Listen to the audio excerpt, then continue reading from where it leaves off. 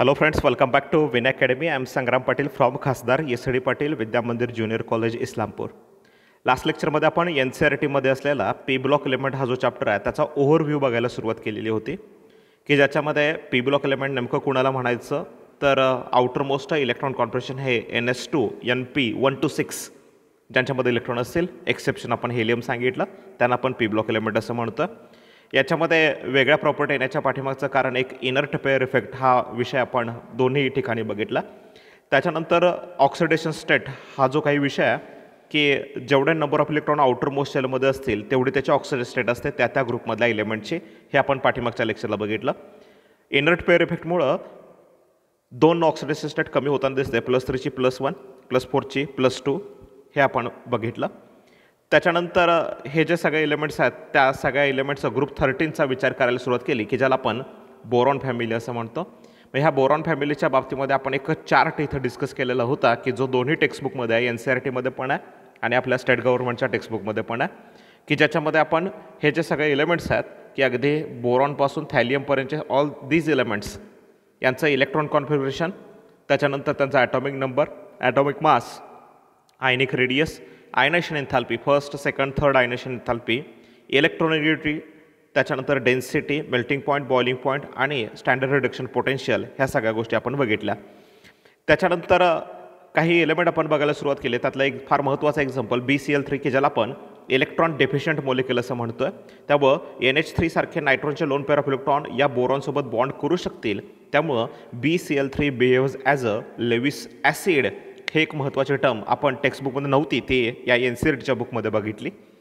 त्याच्यानंतर ॲल्युमिनियम क्लोराईडच्या बाबतीमध्ये एक विषय आपण डिस्कस केला की AlCl3 हा डायमेरिक फॉर्ममध्ये असतो की ज्याच्यामध्ये एकच AlCl3चा जरी विचार केला तरी दुसरा AlCl3 हा त्याच्याबरोबर एक कोऑर्डिनेशन बॉन्ड, दोन कोऑर्डिनेशन बॉन्ड दाखवताना दिसेल.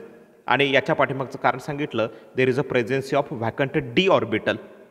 तर ह्या सगळ्या कन्सेप्ट आपण कालच्या लेक्चरमध्ये बघत होतो. त्याच्यानंतर त्याच्या केमिकल प्रॉपर्टीज बघितल्या. केमिकल प्रॉपर्टीजमध्ये पहिला मुद्दा आपण एअरसोबत रिएक्शन झाल्यानंतर या एलिमेंटचं काय होतं तर त्याचे ऑक्साईड्स आणि नायट्राइड तयार होतात. त्याच्यानंतर नेक्स्ट पॉईंट आपण इथं डिस्कस केला की जर या सगळ्यांची रिएक्शन ॲसिड किंवा अल्कलीबरोबर झाली तर, म्हणजे हे ग्रुप 13मधला एलिमेंट ॲसिडबरोबर ट्रीट झाला तर हायड्रोजन गॅस लिबरेट होतो, किंवा अल्कलीसोबत जर ट्रीट झाला तर हायड्रोजन गॅस लिबरेट होतो. हे आपण दोन्ही ठिकाणी बघितलं, NCERTमध्ये पण आणि टेक्स्टबुकमध्ये पण. दोन्ही ठिकाणी असलेली पुन्हा एकदा रिएक्शन विथ हॅलोजन आपण बघितली. हॅलोजनसोबत रिएक्शन झाल्यानंतर त्याचे ट्राय हॅलाइड्स तयार होतात, हे आपण पाठीमागं बघितलेलं होतं. त्यानंतर काही महत्त्वाचे कंपाऊंड, ॲनॉमलीस बिहेवियर हा पॉईंट आपण इथं एक वेगळा डिस्कस केला. आणि त्या ॲनॉमलीस कोण दाखवतं प्रॉपर्टी तर तो बोरॉन दाखवतं. आणि हा बोरॉन आहे तो कोव्हलंट कॅरेक्टर दाखवतो, बाकीचे एलिमेंट आयनिक कॅरेक्टर दाखवण्यासाठीचा प्रयत्न करतात. ह्या सगळ्या एक्सेप्शनल गोष्टी आपण बघितल्या. त्यानंतर ह्या बोरॉनचे काही महत्त्वाचे कंपाऊंड, त्याच्यामध्ये महत्त्वाचा बोरॅक्स की ज्याचा formula Na2B4O7.10H2O. Actually it is a tetra nuclear units म्हणून B4O5OH4 टाईम -2 ही कन्सेप्ट आपण पाठीमागच्या लेक्चरमध्ये बघितली. त्याच्यानंतर बोरॅक्स बीड, त्याच्यानंतर त्याच्या केमिकल प्रॉपर्टीज, फिजिकल प्रॉपर्टी, ह्या सगळ्या गोष्टी बघितल्या. ऑर्थोबोरिक ॲसिडच्या बद्दलचा पण आपण विचार केला की ज्याचं स्ट्रक्चर आपण टेक्स्टबुकमध्ये बघितलेलं होतं, तेच स्ट्रक्चर पुन्हा एकदा इथे रिपीट झालं. त्याच्या प्रिपरेशनच्या मेथड सेम टेक्स्टबुकमध्ये आपण बघितलेल्या होत्या.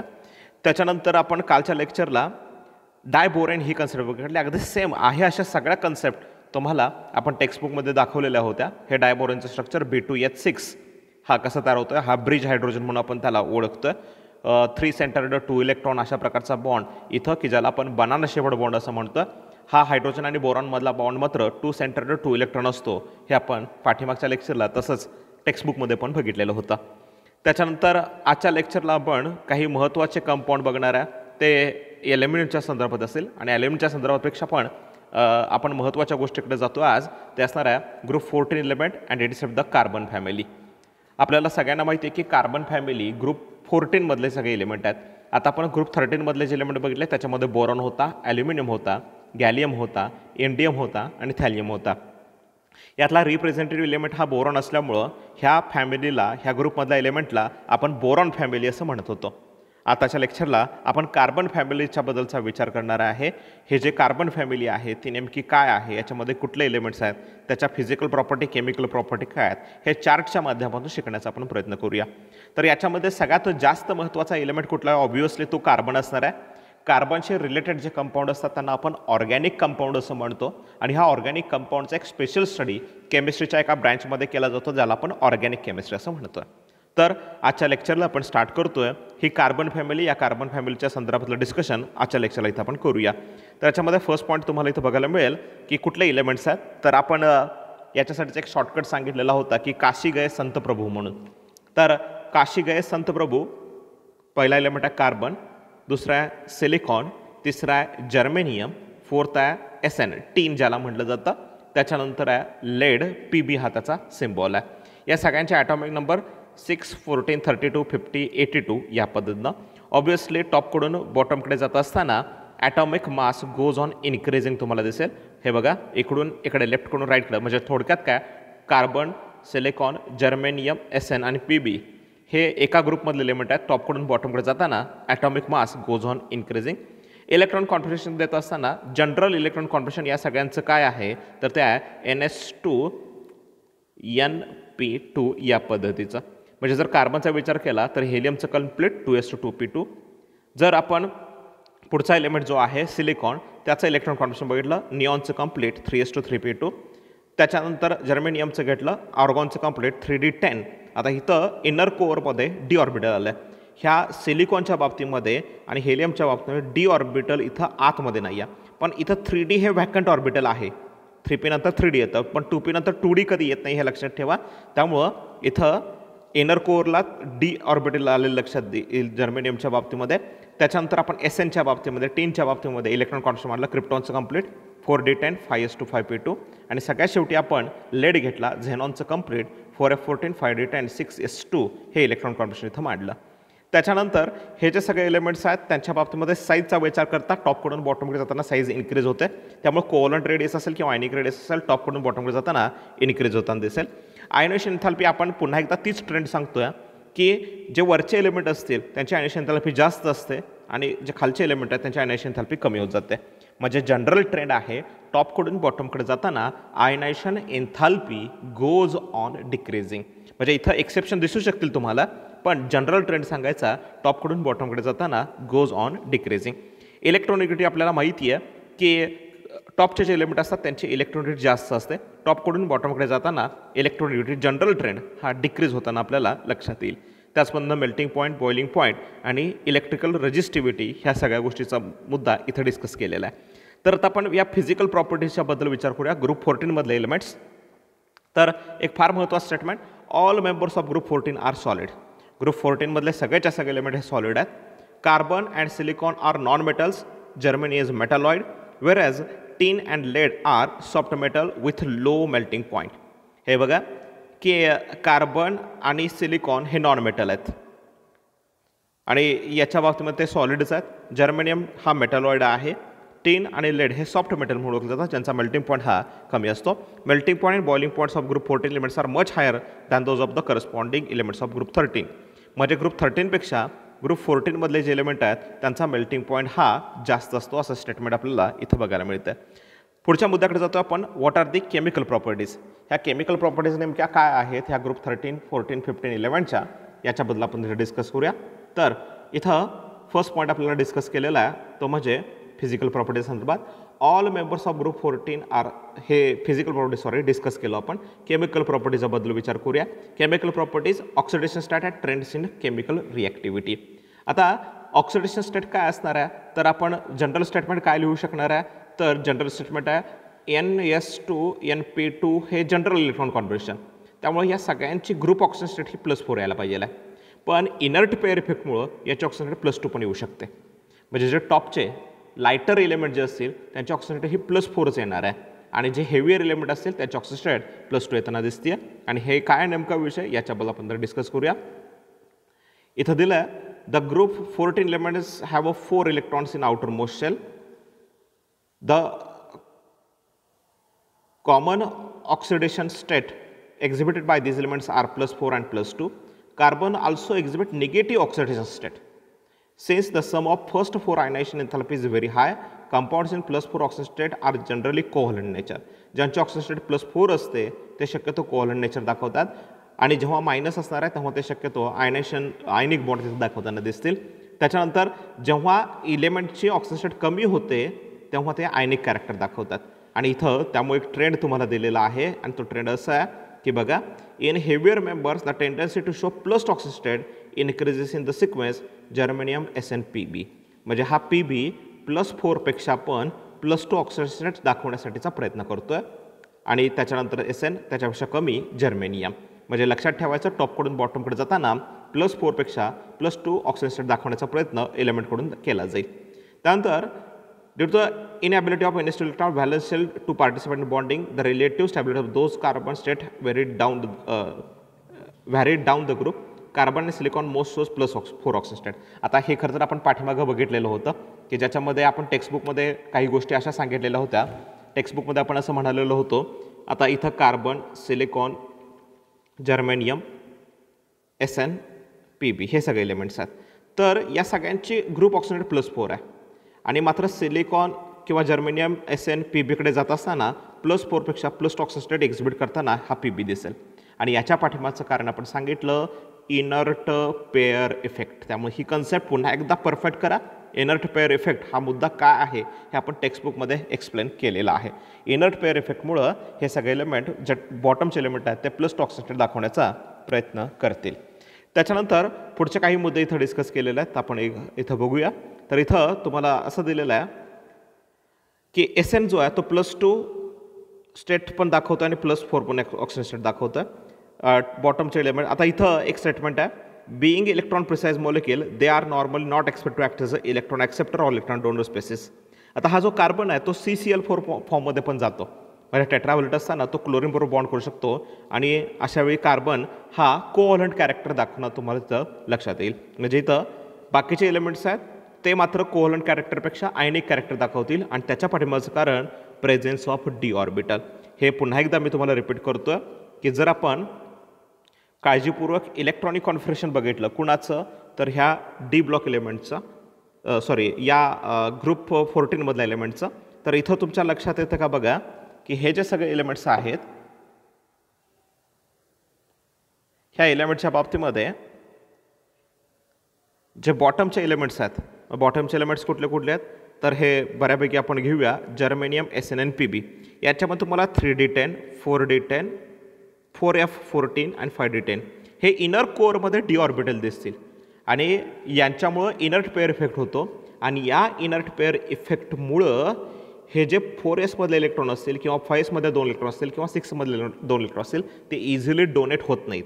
म्हणजे डोनेट होण्यासारखा इलेक्ट्रॉन P मधलाच आहे. म्हणजे ह्यातले 2 इलेक्ट्रॉन जर गेले तर इथं ऑक्सिजन +2 येते. जर हे चौघं गेले असते तर +4 येतात. पण डीच्या मुळं 4sला इनर्ट पेअर इफेक्ट फेस करावा लागतो. हे इलेक्ट्रॉन फार चांगल्या पद्धतीनं न्यूक्लियस हेल्ड करतो, त्यामुळे 2 इलेक्ट्रॉन लूज होत नाहीत, 2 इलेक्ट्रॉन इथलेच लूज होतात आणि ऑक्सिजन +2 येते. तसंच SNच्या बाबतीमध्ये आणि PBच्या बाबतीमध्ये आपल्याला लक्षात येईल. त्यामुळं ह्यांची ऑक्सिजन स्टेट ग्रुप ऑक्सिजन स्टेटपेक्षा 2 कमी झालेली आपल्याला इथं लक्षात येईल. सो ह्या सगळ्या गोष्टी होत्या त्या आपण केमिकल प्रॉपर्टीमध्ये बघायला सुरुवात करतो. त्याच्यानंतर रिॲक्टिव्हिटी टुवर्ड्स ऑक्सिजन. पुन्हा एकदा त्याच गोष्टी रिपीट होतात की हे जे एलिमेंट्स आहेत ते जेव्हा ऑक्सिजनबरोबर रिॲक्ट होत आहेत तेव्हा त्याच्या ऑक्साईड तयार होत आहेत. म्हणजे इथं बघा कार्बन ट्रीट झाला सफिशियंट ऑक्सिजनसोबत तर आपल्याला कार्बन +O2 CO2 मिळणार आहे. पण इनसफिशियंट क्वांटिटी असेल तर carbon +1/2 O2 it will form CO carbon monoxide. म्हणजे हे एलिमेंट्स आहेत ते मेटल ऑक्साईड किंवा त्या एलिमेंटचा ऑक्साईड किंवा त्या एलिमेंटचा डायऑक्साईड अशा फॉर्ममध्ये सापडतील. Silicon oxide only exist as a high temperature. त्यानंतर बाकीचे एलिमेंट असतील SiO2, SiO2, JO2 हे सगळे तुम्हाला त्यापर्यंत दिसतील. आपण एक स्टेटमेंट असं बघितलं होतं ह्या ऑक्साईडच्या बाबतीत ॲसिडिक कॅरेक्टर. तर टॉपचे जे एलिमेंट असतात ते ॲसिडिक कॅरेक्टर दाखवतात, बॉटमकडे जाताना त्याच्यामध्ये बेसिक कॅरेक्टर वाढतील. म्हणून इथं स्टेटमेंट दिलं आहे द डायऑक्साइड्स की CO2, SiO2, JO2 are acidic whereas SnO2 and PbO2 are amphoteric in nature. Among monoxide, CO carbon monoxide is a neutral, GO is a distinctly acidic, whereas SnO and PbO are amphoteric in nature. आता हा इथून पुढचा जो मुद्दा आहे मोनॉक्साईडच्या बाबतीमध्ये तो टेक्स्टबुकमध्ये दिलेला नाही आहे, तो आपल्याला NCERT मध्येच फक्त बघायला मिळतोय. त्यामुळे लक्षात ठेवा टॉपचे इलेमेंटचे ऑक्साईड जे असतात डायऑक्साईड असतात ते ॲसिडिक असतात. पण जर मोनॉक्साईडचा विचार केला ह्या सगळ्या एलिमेंटच्या, आत्ताच मी तुम्हाला सांगितलं ग्रुप 14मधले जे एलिमेंट्स आहेत ते ऑक्सिजनबरोबर ट्रीट होऊन त्याचे MO2 किंवा MO असे 2 ऑक्साईड मिळतात, म्हणजे डायऑक्साईड पण आणि मोनॉक्साईड पण. तर टॉपचे जे एलिमेंट्स आहेत त्याचे डायऑक्साईड ॲसिडिक असतात आणि बाकीचे कमी ॲसिडिक कॅरेक्टर दाखवताना दिसतील. पण मोनॉक्साईडच्या बाबतीमध्ये carbon monoxide is a neutral, GO is a म्हणजे germanium oxide is a acidic आणि SNO आणि PbO आर एम्फोटेरिक. हे डोक्यात ठेवायचं आहे, हे लक्षात ठेवायचं आहे. त्याच्यानंतर आपण एका क्वेश्चनकडे जातो आहे आणि तो क्वेश्चन असा आहे, प्रॉब्लेम दिलेला आपल्या NCERTमध्ये. Select the members of group 14 that forms the most acidic oxide. त्यानंतर is the commonly found in a plus oxygen state used as a semiconductor. म्हणजे ते असं म्हणतात एक असा एलिमेंट सांगा की ज्या एलिमेंटच्या बाबतीमध्ये ग्रुप 14च्या बाबतीमध्ये ॲसिडिक ऑक्साईड त्याचे तयार होतील, त्याचे प्लस ऑक्सिजन स्टेट असू शकेल आणि युज्ड ॲज अ सेमीकंडक्टर असं म्हणून त्यांनी सांगितलेलं आहे. तर इथं तुम्हाला दिसतं सोल्युशनमध्ये कार्बन, लेड, सिलिकॉन आणि जर्मेनियम. त्यातला सिलिकॉन जर्मेनियम जे असतील त्यातला जर्मेनियम हा बऱ्यापैकी प्लस 2 ऑक्सिजन दाखवतो. सिलिकॉन हा सेमीकंडक्टर म्हणून काम करताना दिसतो आणि याचे जे ऑक्साईड्स असतील ते आपल्याला ॲसिडिक कॅरेक्टर दाखवताना लक्षात येईल. म्हणजे CO2 असेल हा ॲसिडिक कॅरेक्टर दाखवताना दिसेल. त्याच्यानंतर टॉपकडून बॉटमकडे जाताना जे इलेमेंट्स आहेत त्यांचे ऑक्साईड +4पेक्षा +2 येते हे आपण सांगितलं. त्यामुळं पहिला क्वेश्चन जो विचारला आहे तो असा आहे की ॲसिडिक डायऑक्साईड कोणाचा असतो. तर ह्या सगळ्या एलिमेंटमध्ये कार्बन डायऑक्साईड असेल, सिलिकॉन डायऑक्साईड असेल, GO2 असेल किंवा SnO2 असेल किंवा PbO2 असेल. ह्या सगळ्यांच्यामध्ये टॉपचे एलिमेंट असतात त्याच्यामध्ये ॲसिडिक कॅरेक्टर जास्त असतात. त्यामुळं कुणाच्या डायऑक्साईडचे ॲसिडिक कॅरेक्टर असतील तर कार्बनच्या, पहिल्याचा आन्सर कार्बन येतं. त्यानंतर कुठला एलिमेंट +2 ऑक्सिजन स्टेट दाखवेल, कार्बन, सिलिकॉन, जर्मेनियम, SN आणि PB. तर आपल्याला माहिती आहे टॉपकडून बॉटमकडे जाताना ग्रुपची ऑक्सिजन स्टेट +4 जरी असली तरी बॉटमकडे जाताना ऑक्सिजन स्टेट 2 कमी होते, +2 होते इनर्ट पेअर इफेक्टमुळे. त्यामुळे त्याचा आन्सर ऑब्व्हियसली लेड यायला पाहिजे. म्हणून इथं दुसऱ्या क्वेश्चनचं जे आन्सर असेल ते लेड येईल. त्याच्यानंतर युज्ड ॲज अ सेमीकंडक्टर, कुठले एलिमेंट सेमीकंडक्टर म्हणून वापरले जातात तर त्याचा आन्सर आहे सिलिकॉन आणि जर्मेनियम हे सेमीकंडक्टर म्हणून वापरले जातात. त्याच्यानंतर ह्या एलिमेंटची रिॲक्टिव्हिटी टुवर्ड्स वॉटरसोबत ह्या एलिमेंटची रिॲक्शन जर झाली तर हायड्रोजन. शक्यतो they are not affected by water, हे आपण टेक्स्टबुकमध्ये पण स्टँडर्ड बघितलेलं आहे. पण जर हाय टेम्परेचरला रिएक्शन एसनसारख्या एलिमेंटची झाली तर त्याचा ऑक्साईड आणि हायड्रोजन गॅस तयार होतं. Lead is unaffected by water probably because of protective oxide film formation आहे असं स्टेटमेंट आपण टेक्स्टबुकमध्ये बघितलेलं होतं. त्यानंतर रिॲक्टिव्हिटी टुवर्ड्स हॅलोजनच्या बाबतीमध्ये ज्या रिएक्शन असतील त्यासुद्धा आहे अशा टेक्स्टबुकमध्ये आपल्याला बघायला मिळतील. आणि त्याच्यामध्ये आपण असं सांगितलेलं होतं की हे जे सगळे एलिमेंट्स आहेत ते 2 प्रकारच्या ऑक्सिजन स्टेट दाखवतात. एक असू शकते +4 आणि दुसरी असते +2. +4 ऑक्सिजन स्टेट असेल तर त्याचा हॅलाइड तयार होईल MX4 आणि जर +2 असेल तर MX2. त्यामुळे बॉटमचे एलिमेंट आहेत ते MX2 फॉर्ममध्ये म्हणजे PbCl2 तयार होईल पण कार्बन CCl4 तयार करेल. हे लक्षात ठेवा की टॉपचे एलिमेंट्स आहेत म्हणजे कुठले कार्बन, सिलिकॉन, जर्मेनियम, SN आणि Pbमध्ये हे बॉटमचे एलिमेंट आहेत ते +2 ऑक्सिजन दाखवतात आणि हे वरचे आहेत ते +4 दाखवतात. त्यामुळे याच्या हॅलोजनसोबत कार्बनची रिॲक्शन झाली तर त्याचं तयार होईल CCl4 आणि Pbची रिॲक्शन क्लोरीनसोबत जर झाली तर तो तयार करेल PbCl2. त्यामुळं इथं 2 प्रकारचे हॅलाइड पॉसिबल आहेत, एक MX2 आणि MX4. हे आपण पाठीमागं टेक्स्टबुकमध्ये पण बघितलेलं होतं. आता याच्यामध्ये फार महत्त्वाच्या मुद्द्याकडे आपण जाणार आहे आणि तो असणार आहे सिलिकॉन टेट्राक्लोराईडच्या बाबतीमध्ये. म्हणजे जर समजा सिलिकॉनची रिॲक्शन क्लोरीनसोबत झाली तर हा सिलिकॉन आहे +4 ऑक्सिडेट दाखवतो त्यामुळे 2Cl2 घेतले तर तयार होईल SiCl4. आणि हा जो SiCl4 आहे त्याच्या बाबतीमध्ये व्हॅकंट डी ऑर्बिटल असतं. आता हा व्हॅकंट डी ऑर्बिटल नेमका काय विषय आहे त्याच्याबद्दल थोडक्यात एक्सप्लेनेशन तुम्हाला देतो. आणि ते असं आहे, आपण विचार करूया की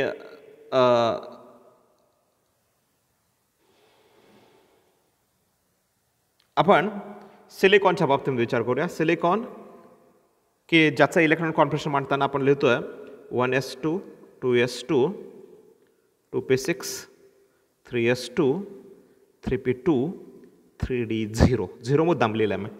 आता याच्यामध्ये नेमकं काय होतं तर हे 3s2 px py pz आणि इथं डी ऑर्बिटल 1 2 3 4 आणि 5 हे D3d असेल, हे 3d आहे, हे 3p असेल px py pz आणि हे असेल 3s. आणि हे पीमधले 2 इलेक्ट्रॉन 1 2. नेमकं काय होतं तर ह्या सिलिकॉनमध्ये एक इलेक्ट्रॉन इकडे जम्प जर झाला एक्सायटेड स्टेटला तर ते इलेक्ट्रॉन होतं एसमध्ये single electron PX PY PZ, पूर्वीचा एक इलेक्ट्रॉन पूर्वीचा इलेक्ट्रॉन आणि हा जम्प करून इकडे आलेला एक इलेक्ट्रॉन आणि हे डी असेल ते पुन्हा एकदा व्हॅकंट राहिलं. आता इथं हे S आणि 3P एकत्र येऊन या सिलिकॉनचं हायब्रिडेशन होतं sp3. त्यामुळं सिलिकॉन जेव्हा sp3 हायब्रिडेशन दाखवतो तेव्हा क्लोरीन क्लोरीन क्लोरीन क्लोरीन असं 4 ठिकाणी बॉन्ड करतो, टेट्राहायड्रस जॉमेट्री दाखवतो.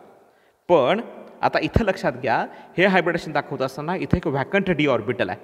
व्हॅकंट डी ऑर्बिटल म्हणजे 3D ऑर्बिटल आहे, ते पूर्णपणे रिकामा आहे आणि त्यामुळं कधी कधी ते बॉन्डिंगमध्ये सुद्धा पार्टिसिपेट होतं. म्हणजे ह्या सिलिकॉनचं sp3 हायब्रिडेशन 4 क्लोरीन अटॅच होतीलही, पण व्हॅकंट डी ऑर्बिटलमुळं तो आणखीन बॉन्ड दाखवण्याची शक्यता आहे की ज्याला आपण कोऑर्डिनेशन बॉन्ड म्हणू शकतो.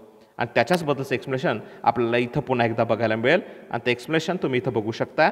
ते असं आहे, इथं बघा ऑलरेडी SiCl4 हा तयार आहे आणि जर वॉटर घेतला तर ऑक्सिजनचे लोन पेअर ऑफ इलेक्ट्रॉन याच्यावरती अटॅक करू शकतात आणि अटॅक केल्यानंतर यातला एक बॉन्ड ब्रेक होईल आणि क्लोरीन बाहेर पडेल. क्लोरीन बाहेर पडला तर हा क्लोरीन आणि यातला एक हायड्रोजन एकत्र येऊन HCl बाहेर पडेल आणि इथं हा OH अटॅच झालेला तुमच्या लक्षात येईल. म्हणजे मला हे सांगायचं आहे की हा SiCl4 जो असेल त्याची रिॲक्शन वॉटरबरोबर पटकन होणार आहे, HCl रिमूव्ह होणार आहे आणि आपल्याला कंपाऊंड मिळणार आहे. पुन्हा एकदा ह्या कंपाऊंडची रिॲक्शन वॉटरसोबत झाली तर पुन्हा एकदा याच्यावरती अटॅक होईल आणि ह्याच्यातला एक क्लोरीन बाहेर पडेल. पुन्हा एकदा वॉटर अटॅक करेल, हा पण क्लोरीन बाहेर पडेल.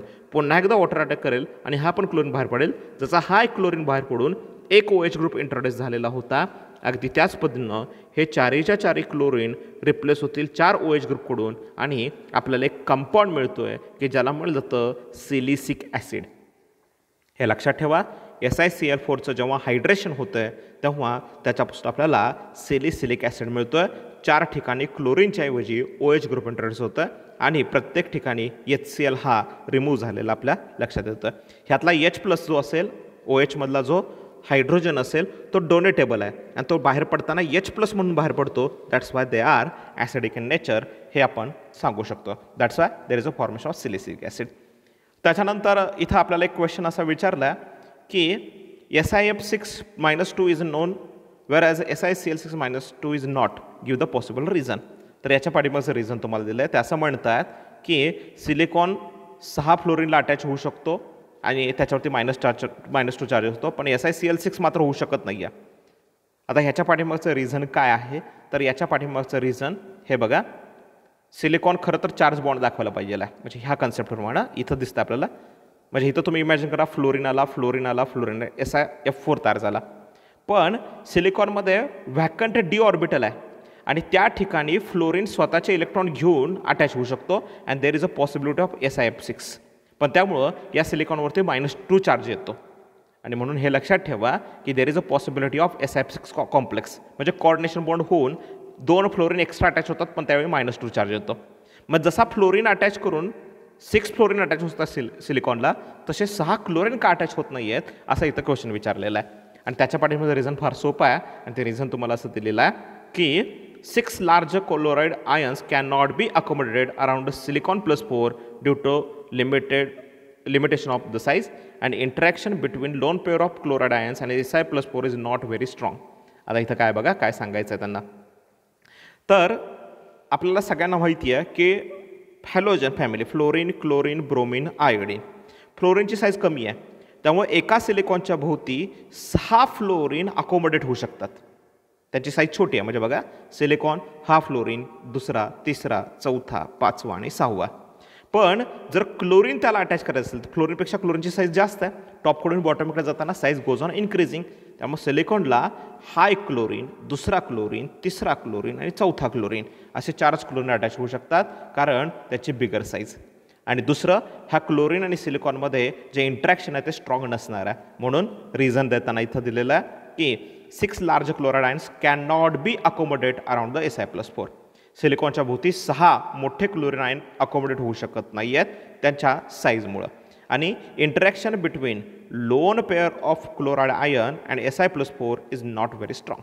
Si+4 आणि क्लोरीन यांच्यामधलं इंटरॅक्शन तेवढं स्ट्रॉंग नसतं हे आपण याचं रिझन सांगू शकतो. सो याच्यानंतर पुढे जातो आपण की जे आहे ॲनॉमलस बिहेवियर ऑफ कार्बन. जसं आपण ग्रुप 13मध्ये ॲनॉमलस बिहेवियर कोणी सांगितलं, बोरॉननं सांगितलं, तसं कार्बन. आता ह्याच्या पाठिंबाचं कारण पुन्हा एकदा महत्त्वाचं, absence of vacant d orbital. D orbital नसणं हेच कारण याच्यामध्ये आपल्याला बघायला मिळतं आहे. बघूया आपण नेमकं लाईन टू लाईन जाऊया ह्या सगळ्या गोष्टी. बघा इथं स्टेटमेंट दिलं आहे, like first member of other groups carbon also differ from rest of the member of its group. म्हणजे कार्बनमध्ये असलेले सिलिकॉन, जर्मेनियम, SN आणि PB या सगळ्यांच्यापेक्षा कार्बनच्या प्रॉपर्टी थोड्याशा वेगळ्या दिसतात. It is due to the, आणि कारण दिलं स्मॉलर साईज. टॉप टू बॉटमकडे जाताना साईज इन्क्रीज होते, कार्बनची साईज कमी आहे त्यामुळे स्मॉलर साईज. हाय इलेक्ट्रोनिगेटिव्हिटी, टॉपकडून बॉटमकडे जाताना इलेक्ट्रॉनिटी कमी होते, कार्बनची इलेक्ट्रॉनिटी जास्त आहे. हायर आयनायशन एन्थाल्पी, कार्बनमधले इलेक्ट्रॉन इझिली रिमूव्ह करू शकत नाही. आणि महत्त्वाचं अनअवेलेबिलिटी ऑफ डी ऑर्बिटल. बाकीच्या सगळ्यांच्यामध्ये डी ऑर्बिटल आहे, म्हणजे सिलिकॉनमध्ये एम्प्टी आहे, जर्मनीमध्ये आहे, SN आहे, PBमध्ये डी ऑर्बिटल आहे.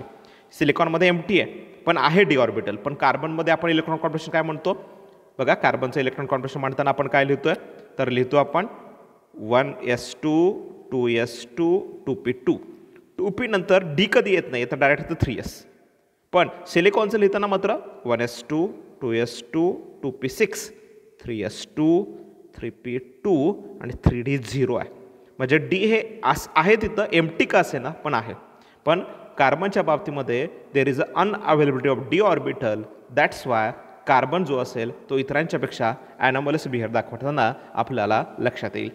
त्याच्यानंतर in carbon only S and P orbitals are available for bonding and therefore it can accommodate only 4 pairs. म्हणजे डी ऑर्बिटलच नसल्यामुळं फक्त S आणि P ऑर्बिटलमधले इलेक्ट्रॉन बॉन्डिंगसाठी पार्टिसिपेट होतात. This would limit the maximum covalence of the 4, whereas the other member can expand their covalence due to the presence of d orbital. आत्ताच आपण बघितलं बघा, सिलिकॉन हा जसा SiCl4 तयार करू शकतोय, जसा SiF4 तयार करू शकतोय, तसा तो SiF6 पण करू शकतोय. पण कार्बन मात्र CCl4 किंवा CF4 तयार करू शकेल. म्हणजे सिलिकॉन हा 4 पेक्षा जास्त व्हॅलन्सी दाखवू शकतो, पण कार्बन हा मात्र 4 पेक्षा जास्त व्हॅलन्सी दाखवू शकत नाही आहे. आणि याच्या पाठीमागचं रिझन आपण पुन्हा एकदा तेच सांगतोय की ॲब्सेन्सी ऑफ किंवा unavailability of D orbitals. So ह्या सगळ्या गोष्टी कार्बनचं ॲनॉमलस बिहेवियर दाखवण्यासाठी महत्त्वाच्या. त्याच्यानंतर आपण कार्बनच्या बाबतीमध्ये एक महत्त्वाची टर्म बघितली की ज्याला आपण कॅटिनेशन असं म्हणतोय. हे बघा, आहे अशी टर्म आपल्याला टेक्स्टबुकमध्ये बघायला मिळाली होती. कॅटिनेशनच्या बाबतीमध्ये self linking of atom is set the catenation असं पण सांगितलं. कार्बन, सिलिकॉन, त्याच्यानंतर जर्मेनियम, SN याच्यामध्ये कार्बनची कॅटिनेशन करण्याची प्रॉपर्टी सगळ्यात जास्त आहे. आणि याच्या पाठीमागचं रिझन कार्बनमध्ये असलेली bond enthalpy. What is bond enthalpy? Amount of energy required to break the bond. कार्बनमधला बॉन्ड ब्रेक करणं सगळ्यात अवघड आहे, कारण तिथे एनर्जी जास्त लागते. त्यामुळे कार्बन एकमेकांना जोडले जाऊन त्याच्यामध्ये कॅटिनेशनची प्रॉपर्टी इतर सगळ्या एलिमेंटपेक्षा फार चांगल्या पद्धतीनं असलेली आपल्याला लक्षात येते. सो नेक्स्ट टर्मकडे जातो आपण. ॲलोट्रॉप्स ऑफ कार्बन. ह्या सगळ्या गोष्टी आपण खरं तर बघितलेल्या आहेत की ज्याच्यामध्ये आपण डायमंडच्या बद्दल डिस्कस केला आहे. अशा सगळ्या गोष्टी की ज्याच्यामध्ये डायमंड हा sp3 हायब्रेशन दाखवतो, त्याची बॉन्ड लेंथ, त्याच्यानंतर 3 डायमेन्शनल स्ट्रक्चर, ह्या सगळ्या गोष्टी आपण टेक्स्टबुकमध्ये बघितलेल्या होत्या. त्याच सगळ्या गोष्टी तुम्हाला इथं पुन्हा एकदा रिपीट बघायला मिळतील. त्यानंतर नेचरमधला सगळ्यात हार्डेस्ट मटेरियल म्हणून आपण सांगितलं. आता एक क्वेश्चन आपण इथं बघूया. इथं क्वेश्चन असा दिला आहे, diamond is a covalent yet it has a high melting point why. Diamond हा कोअलंट कॅरेक्टर दाखवतो. खरं तर जे आयनिक कॅरेक्टर दाखवतात ना त्यांचा मेल्टिंग पॉईंट, बॉइलिंग पॉईंट हा जास्त असतो. पण डायमंड हा कोअलंट कॅरेक्टर असताना सुद्धा त्याचा मेल्टिंग पॉईंट जास्त आहे. याच्या पाठीमागचं रिझन काय? तर याच्या पाठीमागचं reason, diamond has a 3 dimensional network involving strong carbon bonds which are very difficult to break and it turn as a high melting point. हे स्टेटमेंट लक्षात ठेवा, जनरल स्टेटमेंट. जिथं आयनिक कंपाऊंड असतात त्यांचा मेल्टिंग पॉईंट हा जास्त असतो. पण डायमंड हा कोव्हलंट कॅरेक्टर दाखवताना सुद्धा त्याचा मेल्टिंग पॉईंट जास्त येतो. आणि याच्या पाठीमागचं रिझन, कार्बनचे 3 डायमेन्शनल स्ट्रक्चर आहे ते ब्रेक करायला एनर्जी जास्त लागते आणि त्यामुळं त्यांचा मेल्टिंग पॉईंट, बॉइलिंग पॉईंट हा जास्त आहे. त्याच्यानंतर कार्बनच्या ॲलोट्रॉप्समध्ये आपण ग्रॅफाईट ही टर्म बघितली. ग्रॅफाईटच्या बाबतीमध्ये हायब्रिडेशन फक्त आपण sp2 सांगितलेलं होतं आणि याच्यामध्ये एक p ऑर्बिटलमधला इलेक्ट्रॉन नॉन बॉन्डेड राहिला जो डिलोकलाइज्ड होतो, ज्याला आपण पाय इलेक्ट्रॉन असं म्हणतो. आणि त्यामुळं they are good conductor of electricity, आपण असं स्टेटमेंट इथं बघितलं. हे ग्रॅफाईटच्या बाबतीमध्ये लेअर्ड स्ट्रक्चर आपण सांगतो. ही एक लेअर आहे, ही एक लेअर आणि ही एक लेअर आहे. आणि ह्या 2 लेअरमध्ये जे बॉन्डिंग आहे ते व्हॅन डर वाल फोर्स ऑफ अट्रॅक्शन आपण सांगितलेलं होतं. आणि ह्या सगळ्यांच्यामध्ये व्हॅकंट डी ऑर्बिटल जे आहे एम्प्टी जो पी ऑर्बिटल आहे की ज्याचा एक इलेक्ट्रॉन आहे तो डिलोकलाइज होऊ शकतो. That's why they are good conductor of electricity. हे स्टेटमेंट आपण बघितलं. महत्त्वाची एक टर्म आपण टेक्स्टमध्ये बघितलं आहे. अशा सगळ्या टर्म तुम्हाला या NCERTमध्ये असतील ज्या टेक्स्टमध्ये. फुलेरिन C60 C70 सारखे आपल्याला फुलेरिनचे कंपाऊंड मिळतात.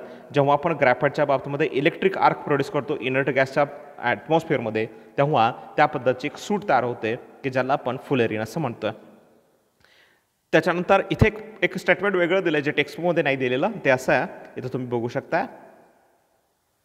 Fullerene are the only pure form of carbon because they have a smooth structure without having dangling bonds. Fullerene are cage-like molecules. C60 molecule has a shape like a soccer ball and called Buckminster fullerene. हे लक्षात ठेवायचं. Fullerene हा सगळ्यात pure form कार्बनचा सांगितला जातो आणि ह्याचं कारण त्याचं असलेलं स्मूथ स्ट्रक्चर आणि विदाउट हॅविंग डँगलिंग बॉन्ड. डँगलिंग बॉन्ड म्हणजे ते बदलू शकतात, त्याच्यामध्ये थोडंसं फ्लेक्झिबिलिटी येऊ शकते. अशा प्रकारचे बॉन्ड फुलेरिनमध्ये अजिबात नाही आहेत. त्यामुळं इथं हा सगळ्यात प्युअर फॉर्ममधून सांगितलं जातं. त्याच्यानंतर या फुलेरिनच्या बाबतीमध्ये कार्बनचं हायब्रिडेशन आपण sp2 असं सांगितलेलं होतं आणि हे जे स्ट्रक्चर आहे हेक्झागोनल किंवा पेंटागोनल स्ट्रक्चर येऊन फुटबॉलसारखं जे स्ट्रक्चर तयार होतं आहे त्याला आपण फुलेरिन असं म्हणालेलं होतं. त्याच्यानंतर ह्या चॅप्टरमध्ये हे सगळे ॲलोट्रॉप झाल्यानंतर या कार्बनच्या जे महत्त्वाचे कंपाऊंड्स आहेत त्याचा स्टडी आपण केलेला होता. याच्याबद्दलचं डिस्कशन आपण उद्याच्या लेक्चरला करूया. तोपर्यंत मी थांबतो आहे. थँक्यू.